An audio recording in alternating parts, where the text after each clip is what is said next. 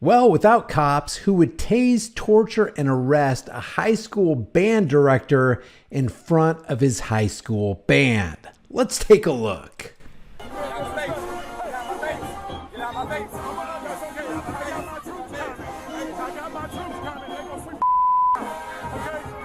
Did you hear what the cop said? He said, I got my troops and they're going to sweep their blank out, okay? What's going on here is this is a football game. It's 18 minutes after the football game ended. And this guy, this Johnny Mims, who's the director for this high school band, has been basically contracted or promised that he would play a couple tunes after the game ended. That's what he's doing right here. The cops are trying to get up there to tell him to be quiet because, you know, you got to obey the cops' command no matter what. I got a job to do and you need to make sure you got one job, and that's to comply, boy.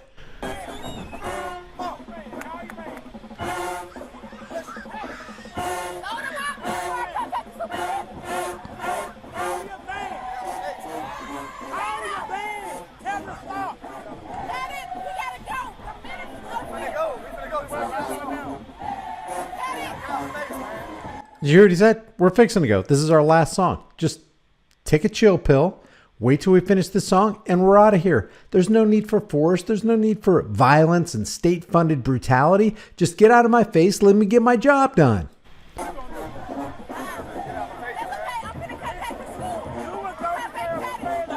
You will go to jail.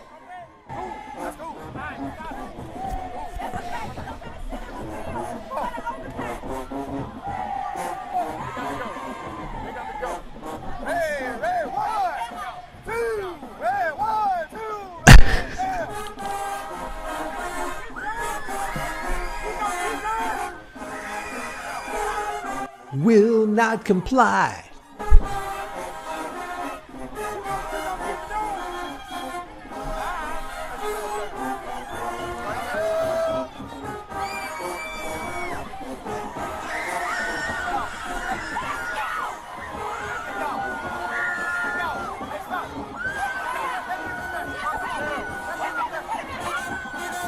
Sergeant says, put him in handcuffs. It's hard to hear because of the music.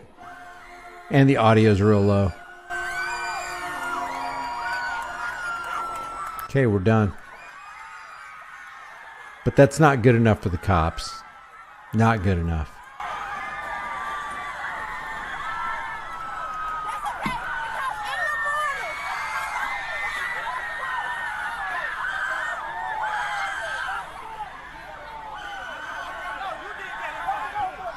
I'm going to fast forward to this little scuffle right here.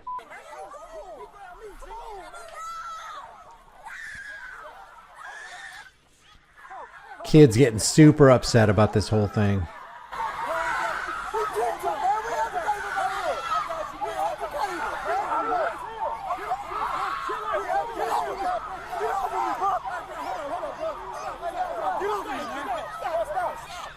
And of course, the officers got a dog pile. Now, I'm not going to show the actual tasing, but here's Johnny Mims' side of the story.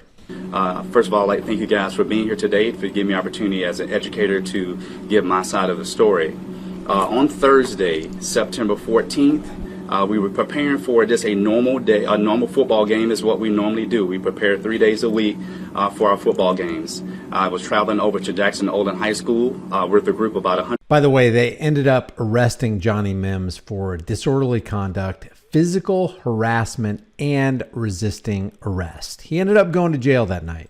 145 students with chaperones and with staff. We were preparing for the game as we would normally do. We came in and played. The band sounded amazing as is expected from our stellar students. And then towards the end of the game, the director from Jackson Olin High School came over to set up a coordination of playing a few tunes after the game, which we agreed upon. We'd do 2 to 3 tunes, and then we established that we would do 3 tunes at that point. And so there was an agreement, but the cops didn't know there was agreement because cops don't really excel at asking questions and doing really investigative type work. They're just there to escalate the situation, and they're there to put their hands on somebody and show them what for because they're the law. So we followed suit. And so it brings all in the question of what happened in this situation, which should never have happened to me or to the students or to the parents to have to even see. And again, most important thing I want everybody to know that I was just doing my job as an educator, instructing the band. That's what the cops say. Hey, I'm just doing my job. I don't write the laws. I just implement them and I enforce them because government is not eloquence. It's not reason. It's force. And like fire, it's a dangerous servant, a fearful master. We're just doing our jobs. I allowed the band to play, and again, just celebrating the achievements of our football team, our cheerleader squad, and our band program. The things that happened in that game should have never happened. The students should have never seen me tase.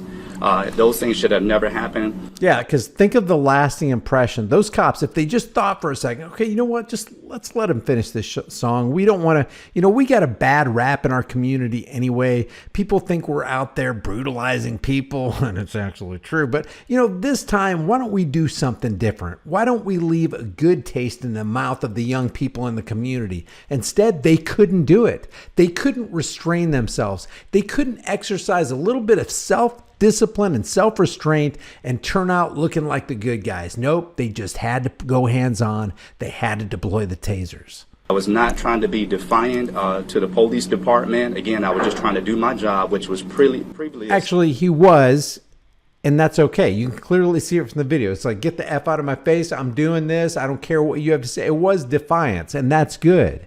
It's righteous defiance in the face of tyranny. No problem with that. Established before the end of the game. And so I think it's important for everybody to know that it was coordinated. It's something that is customary to bands. And again, we want to make sure that everybody doesn't lose sight of that the students were caught in this. It's very important to understand also that the lights were cut off towards the end of that. It was performing those tunes, and so that further made it more difficult for us to be able to move the students out of the stadium in an orderly fashion way, because more importantly, we have to always be careful to make sure that we consider the students and make sure that they're safe entering and out of the stadium. And so that's the account of what happened at the game. It's very unfortunate. I should have never been tased. It was excessive, and I think that should have no educator should ever have to experience that. But I definitely don't want us to ever lose sight of the students who were caught in the middle of this. They are the most important thing in this situation. All right, here's another news show right here. You're looking at body camera footage after the Jackson Olin and Minor High School's football game last week. Birmingham police tell us officers asked Johnny Mims multiple times to stop the band from playing because the game was over. You can hear the band director telling one officer to get out of his face several times. Once the band is done, things escalate. Officers try to handcuff Mims. He gets tased 3 times during this process. 3 times, man. Deploying your taser 3 times. Last I checked, the base cost for a taser cartridge is $337, and they deployed 3 of them on Johnny Mims, a man who wasn't committing a crime. He wasn't harming anybody. He wasn't threatening to harm anybody. He wasn't damaging property. He was just there as a band director in a high school stadium, leading his group of musicians as agreed on by somebody else in the faculty.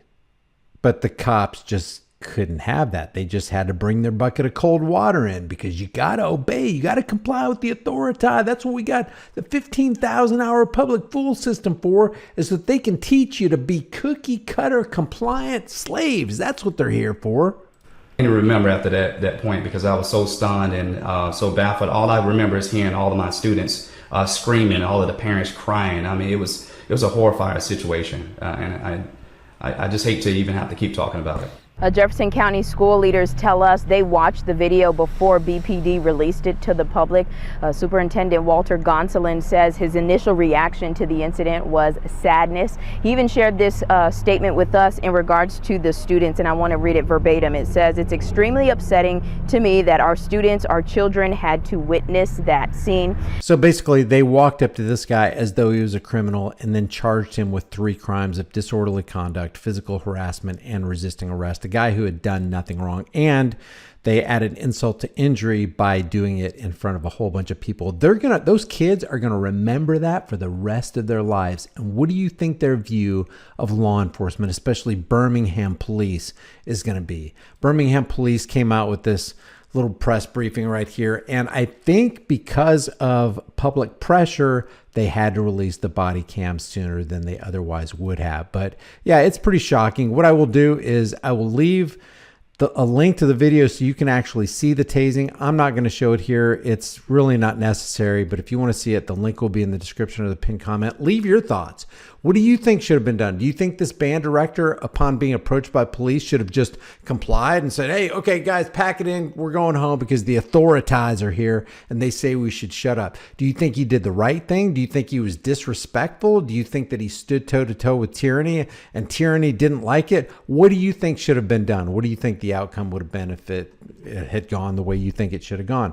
Leave your thoughts about this for the world and the global thought police in the comment section below. If you haven't done so already, subscribe to my channel. Hit the bell notification icon, give it a thumbs up, share it with everybody you know. Don't forget to subscribe to my email list through my website, highimpactflix.com. If you want to support the channel further, become a channel member, grab a hard-hitting conversation starting design. We got a brand new design in the store, and up through, I think it's tonight at 11:59, you can get free shipping on that. It is, I can't believe it's not louder, featuring the dreaded, horrible, evil AR-15 assault-style rifle that should only be on the grist mills of the battlefield. Remember, freedom is dangerous. The only thing more dangerous is not having it. I will see you in the next video.